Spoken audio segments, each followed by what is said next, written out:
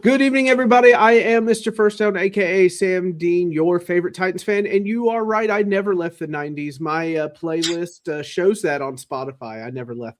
The guy that leaves for only the next rung up, the next step up himself. You can catch him on Football Talk with Bo. His coast to coast sports show is Primo.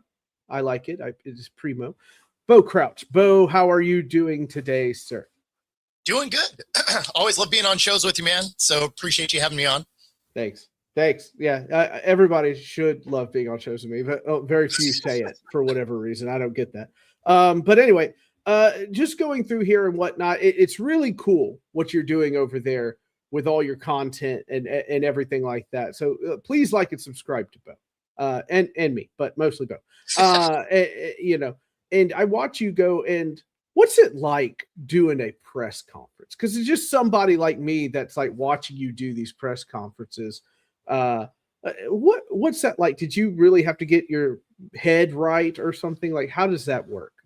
No, I mean, press conferences are like they're kind of cool to do because I mean you're watching the game a little differently, right, than when you're just a fan. When you're getting to the point where you're doing press conferences and stuff like that, you're watching it as a member of the media, as an analyst. And so you're taking some of the fandom out of it. And so then once you do that, you start asking better questions, obviously. Right. So you're going in there and you're like, okay, well, what did you see here? What were they doing in this situation? Now that doesn't always ring true. I mean, if you've seen any of the media stuff from the Super Bowl, obviously, some of the questions that get asked, like, is this a must-win game for a championship game? That was wild. So not every media member maybe thinks all these questions out all the way, but yeah, I mean, you want to make sure you have a good question. There's also a very short amount of time with these guys. So yeah. Like, right now we're in the middle of the hockey season. So when I'm covering the Kraken, the head coach, Coach Lane, he's in that press conference at the table for 5 minutes tops. So right. If you got to make sure your question gets in and that it's to the point and it's something that matters. Because if you ask them something off the wall, you're not only are you not going to get your question answered, a lot of times they'll be reluctant to go back to you. So you do have to put some thought into whatever those are going to be. Yeah, no, I get it. I get tired of the people not respecting people's time. Like that lady in Jacksonville asked the question, not really a bad thing where she like pumped up Liam Cohen's tires, right? I wasn't mad at that. No, I wasn't too mad about it either. I went the Dan Patrick route, and Dan Patrick said it best. He goes, is it really that big of a deal? No. Is there a better time to do this? Yes. And I that's where I kind of leaned on it. Tell him after the press conference. Something along those lines. So when I looked at that, right, because I actually kind of appreciated it. It was a loss. It's the last presser of the year. Like, you don't have to bury the guy because like, what was going to be the better question? Well, how do you respond? How to rebound from this? Well, I'm going to have a different roster next year. Like, I don't even know. Right? Yeah, I've got 6 months, If there was ever a time to have that 30 seconds, right? It's not like it was some thing that went on for 5 minutes or what. It was literally 30 seconds of a 5 to 10 minute press conference. I'm sure the rest of the people got their questions answered, especially because most of these aren't going to have answers because you're going to lose players. You're going to lose coaches. Like, you don't actually know what you're playing with next year. Right. So if there was ever a press conference where you could do something like that and it not really impact anything, it's the final one of the year. Yeah, I'm with you. I heard plenty of reporting 101. I heard my early journalism classes in college that I didn't finish saying, no, and No, stuff you're not like that. supposed to. Right? Yeah, You're not supposed to. So there is that. yeah. No, I get it. I get it. But yeah, it's funny that you say that because you do have a different roster every year. One of my I'm going to do an episode on sports cliches that need to go out the window because run it back is literally not going to happen. You never truly run it back. You might have a couple of key players there and whatnot, but the roster is not the same. Like you never really run it back. It's pretty rare. It's pretty rare. Like it's pretty rare. There's short times where like there's a lot of guys on rookie deals. Sure. But I mean, even that is kind of a outlier. You might get 2 years in a row where you have like a main package together. Some ancillary pieces are probably, moving around, but I mean, outside of that, especially in the NFL, I mean, if you got the same group 2 years in a row, that's amazing. If it's 3 years in a row, right. That's some witchcraft. That's true. I mean, you said it on your show plenty of times, and I agree.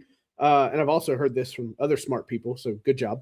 But the NFL is slated for you to not have constant success. It is slated for you to struggle. That is parity. It's built for parity. Like right. The salary cap was designed to make it so that all ships can rise to the same level unless you happen to be a Jet or a Brown. Wow. Woo. I mean, just another year. I just got to get out of this hole. Okay. I just need one more year. But yeah, I'll ask you this question real quick. Cause I didn't get to hear your opinion on it. I was busy working instead of listening to podcasts. So imagine that. What? Yeah, I know. Silly thing. When I listen to Coast to Coast, I'm literally like, painting screws and stuff like that. And I'm like trying to have the earbud in my ear, like, but Todd Monken to Cleveland. Did you have an opinion on that? I would like to hear it if you do not mind. I mean, they didn't get better. Mm-hmm. So like that's kind of Sam works. I know. It's been forever, man.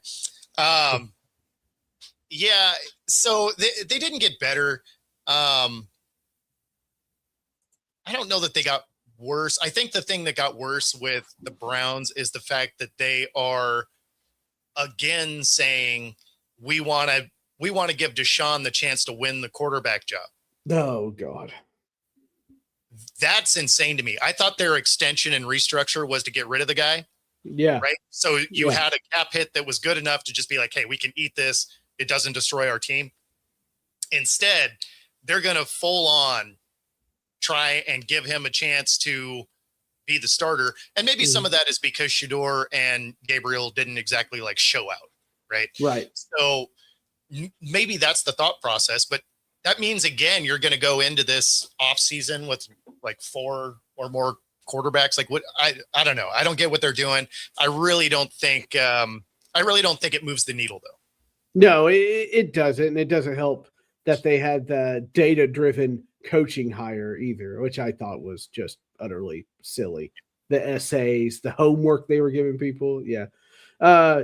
Yeah, Carlos. Yeah, I know. See, I can get a good guest every now and then,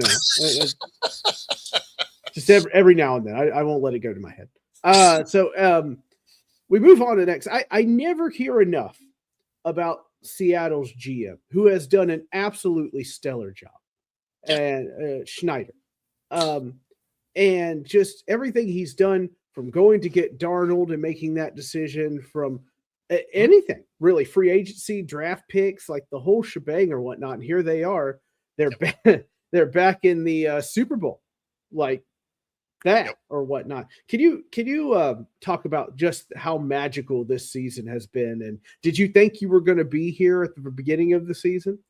So in the Super Bowl, no. I was a little ahead of where I have a lot. People respect me. It's great. I'm a respected person. It's wonderful. So they obviously outperformed what I thought they were going to do. I thought they were going to be a 10-win wild card team. I had the Rams winning the division. And a large part of that was I knew the defense was going to take a step forward because this defense is in its second year. They added some key pieces. So I knew the defense was going to be stout. The offense was a big question mark because this is the first year for Sam. We redid all of our receivers. We replaced parts of our offensive line. And so there was so many moving pieces in offense. We got rid of Fant. So even the tight end is different. So that's where I was curious about the production on the offensive side of the ball. And I also thought that Sam Darnold was probably not going to play quite as well as he did with Minnesota, because Minnesota had a good offensive line for most of the year until right at the end when a bunch of guys got hurt. It just is what it is. But so did I think they were going to be a Super Bowl team? No. Did I think they would be a playoff team? Absolutely. Okay. Yeah, I had them making the playoffs as well. I was like, I think Sam Darnold will be okay. I didn't expect him to be this good. I thought maybe after leaving the KOC umbrella, things would start to kind of just even out for him. He would be okay, but not as good as he has been or whatnot. So, it's great. It's great. I love surprises in the NFL. Of course, I hear the lamentations of the Seahawks again, like for dinner, Seahawks and Patriots again or whatnot, I mean, it's been 12 years. Like that's what I was saying, but it was 12 years ago. Like, come on. Like, and I'm sure somebody in that Super Bowl audience will have a picture of the most horrible decision at the goal line hanging up there. It wasn't a bad decision. The execution was terrible. Oh yeah, it's sloppy. It's just very sloppy. The execution was just awful. But it was the right call. You had one timeout. Mm-hmm. You had 30 seconds. So if you want to use all three downs, one of them had to be a pass because you got to be able to stop the clock. So if you use the pass there, you're not thinking interception. You're thinking, well, it's incomplete pass. You run it the next down. You call a timeout. You run it fourth down. Right. So then you can use the remaining 3 plays. Right. Yeah. No, I get it. But of course, yeah, I've seen tons of those clips. But there's nobody from either one of those teams that are still on rosters. Oh, they're all gone. Like coaching, players, all of it. Yeah, I know. People are just so funny. It's the same thing. Like I have to deal with, like most jobs around the world. Like I even got my job, for example, right? My friend worked at the factory, and then he got me hired on because we're friends or whatnot. So one of the things, especially what my fan base does, is you can't hire Matt Nagy as coach, and thank God they didn't. But let me bear with me. I'm with you. So, but they're like, if he hires Matt Nagy, it's a buddy hire. I'm like, the NFL is a buddy hire. Robert Saleh right now is hiring people he knows that he can trust. They're his buddies. And so like, right, exactly. So I always scoff and laugh because these are the same people like, and I'll give him credit. Mark Borgonzi drafted a hell of a class last year, and it wasn't a great season, but everybody showed growth.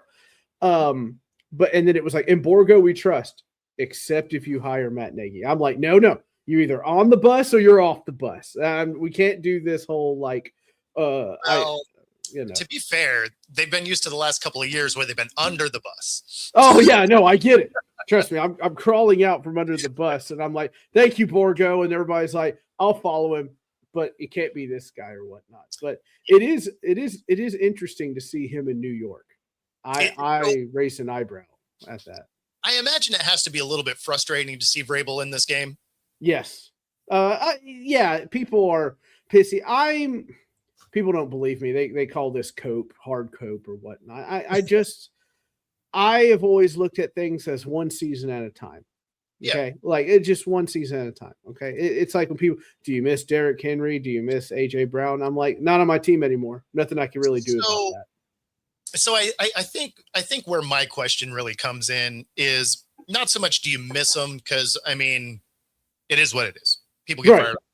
Yep. It's just, it was the way they fired him that didn't make any sense, right? So you have a team, they get deep in the playoffs, right? Mm-hmm. Then they end up with some injuries, and then you have a GM that doesn't want to give them any talent, Right. And so the production falls way off, which, okay. But those guys were fighting. Like it was a terrible roster, but they were playing as hard as they could possibly play. He gets fired. The GM doesn't. That seemed wild. Like if your team is playing as poorly as they were and they're still fighting the whole way, the coach isn't the problem. Right. That's a talent issue. And the coach doesn't generally have a lot of say over the talent. Like they get to have input, but the GM, it's kind of like their whole job. So right. So here's a couple of things we know. They hire Rand Carthon, which I was for. He was the head scout for San Francisco. It made sense, or whatever. And he was supposedly in on all these GM hires, and it came out later that he didn't want Rand Carthon. So I was like, okay, well, we hear it now, of course, not during. So the best for I actually got to talk to John McClain, who works for the Houston Chronicle on Carlos's thing. And he said Rand Carthon just politicked him out of there. Vrabel's not really working with the rest of us. We need this to be a collaborative effort kind of thing. And here's the thing about Michael. I love him to death. I will always love Mike Vrabel, totally.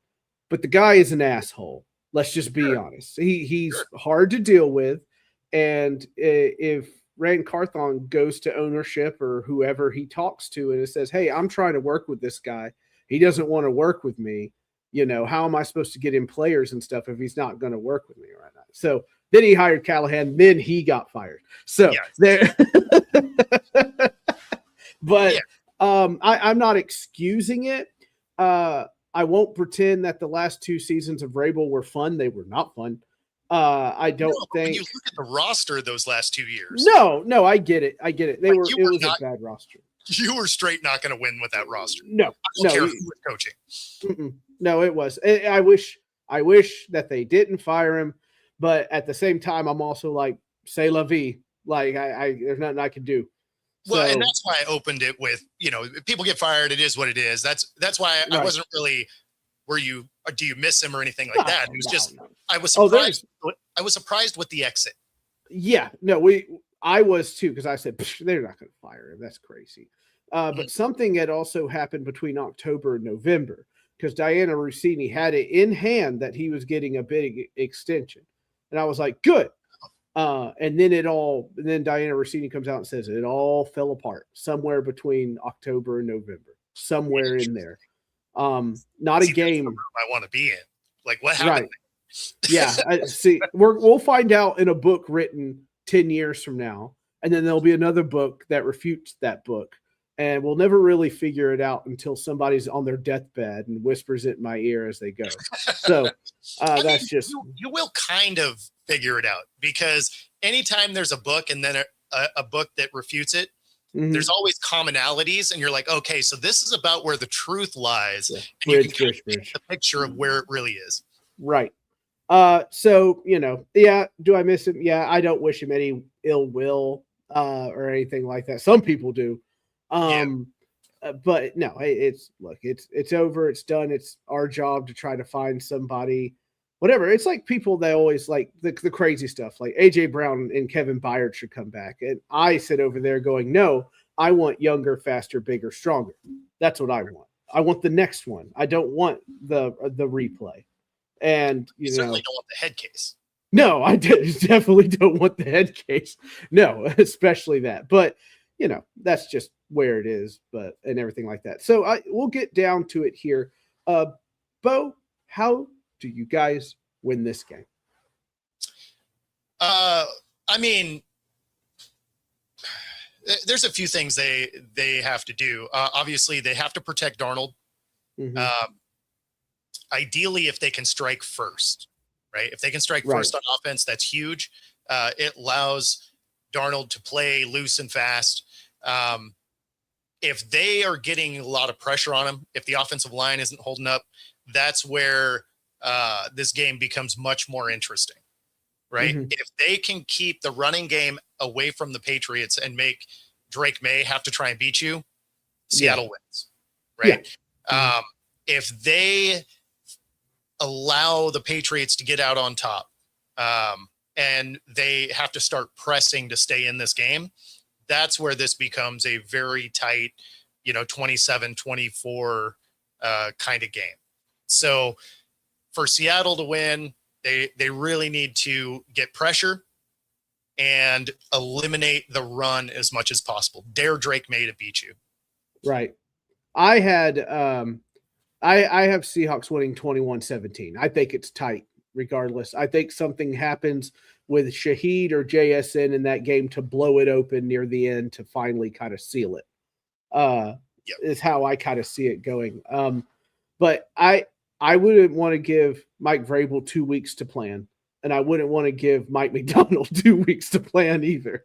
So they're kind of that kind of same cloth of strategy guys that sit there and figure it out and have no life and just sit there for weeks on end staring at a football film over and over again. But so it's going to, I think it's just going to be an unbelievably tight game, and somebody's going to have to make the big play to blow it open. That's how I view it. No, and I think you're right. It's why I give Seattle the edge here. Right. They just have more playmakers on the team. They do. And Drake May has not inspired confidence in his playoff play so far.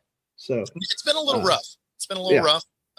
Whereas Darnold has actually elevated his game in this playoff.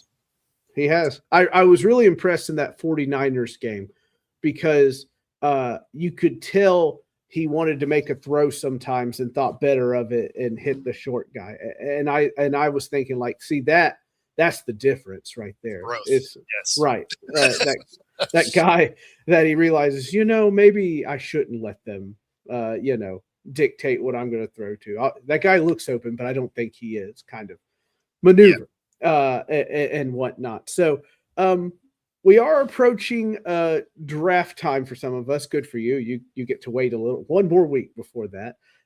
So are you going to the draft at all? I am. I will be in Pittsburgh. Sadly, I will not be there. Oh, man. Just can't make it, unfortunately. Come on, catch the red eye. Catch the red eye out of Washington. Come on down or whatever. See, that's the thing is flights out of Seattle are just always expensive. So are they? A round trip ticket to Pittsburgh is going to be $600-700. Mm-hmm. No, that's awful. That's rough. Then you still got to stay somewhere and it's why I missed the Senior Bowl this year. I didn't go because for me to go to the Senior Bowl, spend the week in Mobile and get a car and the plane ticket and the hotel and everything, it's like a $4,500 trip. Yeah. No, you're right. So it's just like, until I get some better sponsorship, some of these things are harder to get to. This is the one trip I get away from kids. So I stack cash all year and finally push it. Yeah, thanks. I drive up there, meet with my Colts cousin in Waynestown, Indiana, and we head off because Indiana really is the crossroads of America.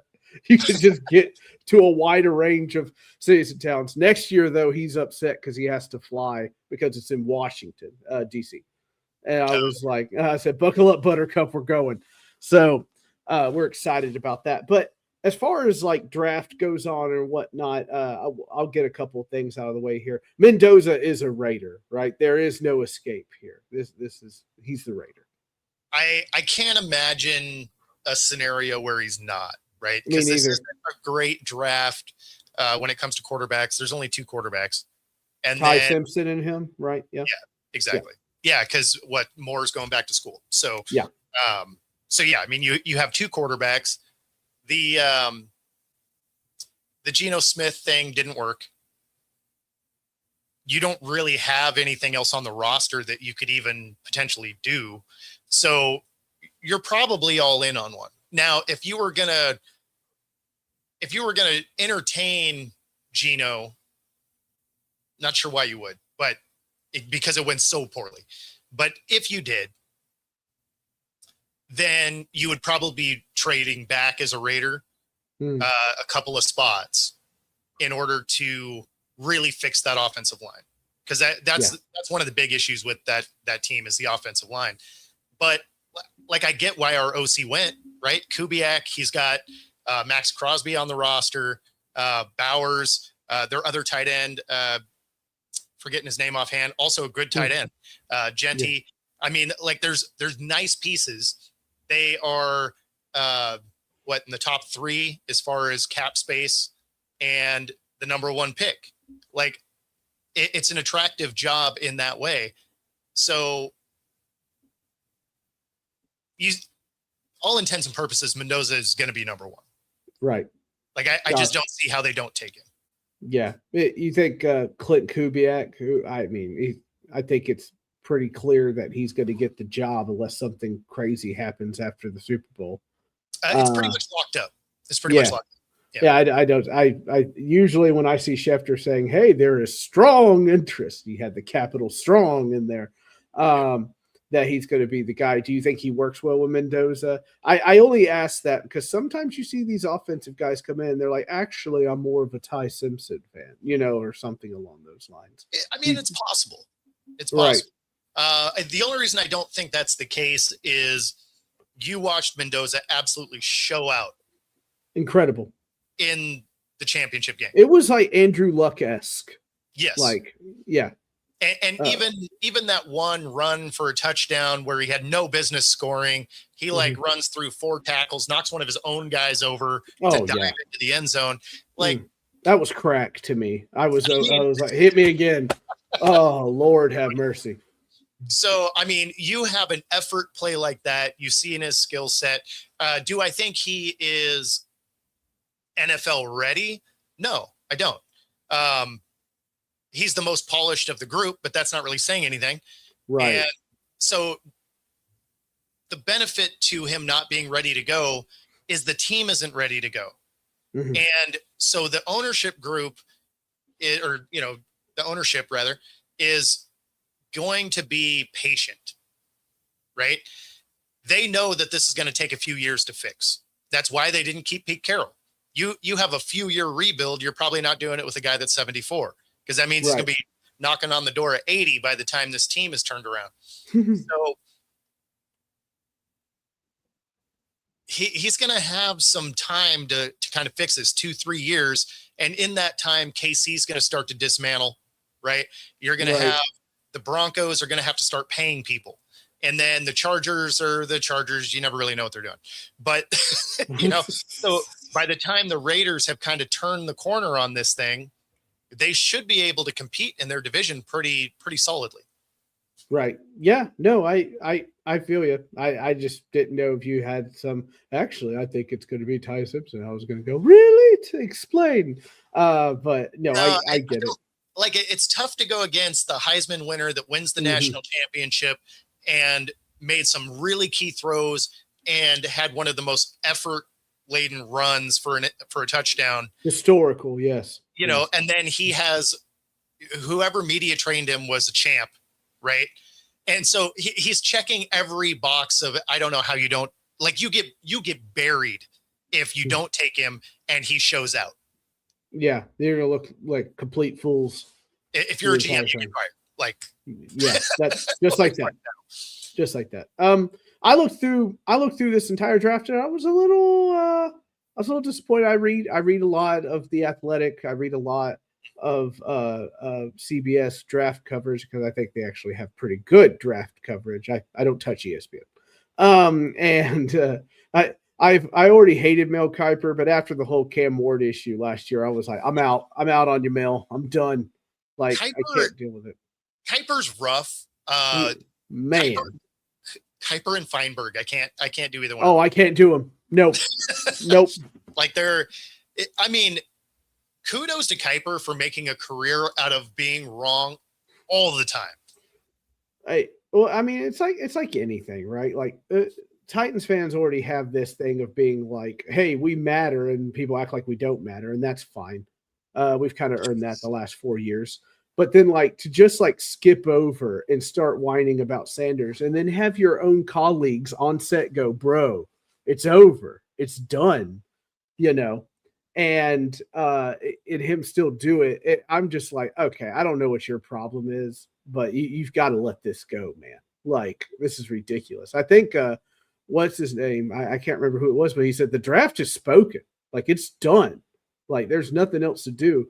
And he's just banging the desk like this is the worst thing ever. And I mean, it got so bad that Kyle Brandt was pretty much a Titans fan at this point on Good Morning Football because of how bad it was. And you know, it's like I tell everybody, I'm like, read your beat reporters and read the guys that are like really paying attention to your team. Not these national guys have no clue. They have zero clue what's going on. You have to win for them to pay attention to you. That's usually how for sure. And I mean, you also got to look at, you know, so like I said, I didn't go to Senior Bowl this year, but last year, a lot of people didn't though, because, well, we had an ice storm, so there was no way to. Oh, yeah, I mean, there was that. But yeah, so one of the things that, if you're listening to the national, especially the TV guys, they're not necessarily what you're listening to so much. You know, when you go to things like the Senior Bowl, most of the GMs around the league are there. Right. About a third of the coaches are there. And so those are the guys that when I was down there, I was really listening to the way they were talking about guys. Obviously there was some eye test stuff because you're watching all the practices and all that. But I got a chance to chat with John Lynch. Yeah. And, you know, I was like, hey, you know, how much does a game like this potentially move someone up or down a draft board? Right. I mean, because us in the media, we speculate all that. Right. But sure. Lynch is one of the guys that actually like pulls the trigger on these guys. Right. And so I wish I would have had this conversation on tape because unfortunately I caught him in passing and I didn't have cameras and stuff. But he said that these can move a guy up and down the draft board a lot because the Senior Bowl specifically is NFL coaches. It's NFL verbiage. It's NFL rules. So all of these things are, can you go into a system you're not familiar with, language you're not familiar with, and it's an all-star game, so you're not playing with any of your teammates. How quickly, you only get 3 practices together. So how quickly do you pick that up? How good can you look on that Saturday, right? And so it was cool getting that perspective.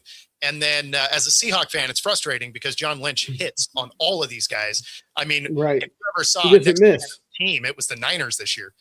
Right. Him and he's crazy, and so is Les Snead. Les Snead gives me a heart attack. If I'm a Rams fan, the way he moves players and draft picks, it's like, dude, what are you doing? You know? And they keep, he keeps making it work. Even when something fails, he makes it look pretty. Yeah, I wish they do it in a different division. I know. I hear you. I mean, I had to watch the Texans last year draft CJ Stroud and then Will Anderson in one single, like almost one single round almost. It was round one. So it was both in round one. Yeah. And I was like, for heaven's sake, like 2 cornerstone pieces just like that.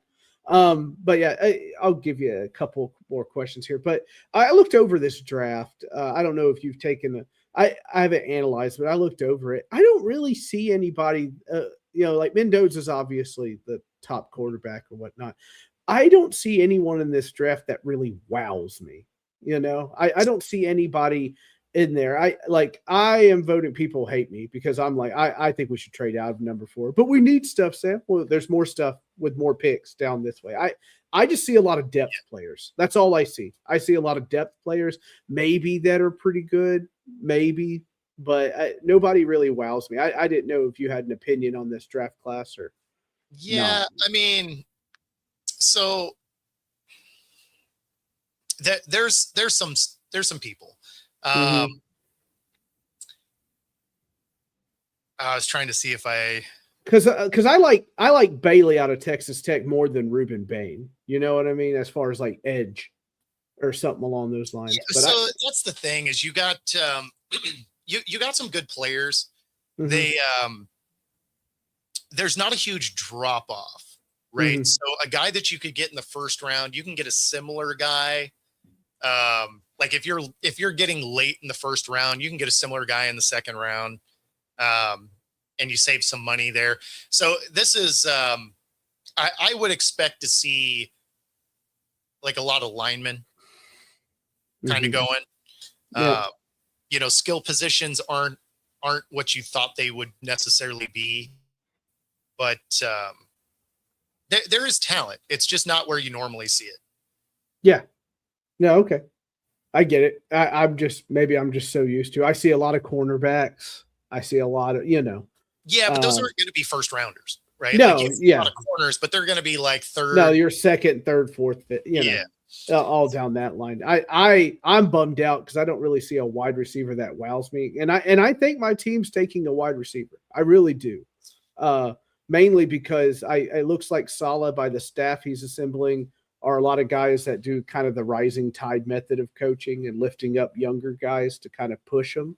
But I think all the holes are mainly on offense. We can fix defense as we go, kind of mentality. But what do I know? I just guy. But anyway, before I let you go, what's the final score? What do we got for this Sunday? What's our final score? I'm going to go 27-24 Seattle. All right. Nice and tight. I went 21-17. And the last question of the night, you are having the world's largest tailgate. All of us are there. All the fan bases except one, Bo. Which fan base is not getting in to the Bo Crouch tailgate extravaganza? Oh, if I'm hosting it. Oh, yeah. Oh. Yeah. The one fan base not getting in. I mean, it's probably the Cowboys because they're already in Cancun.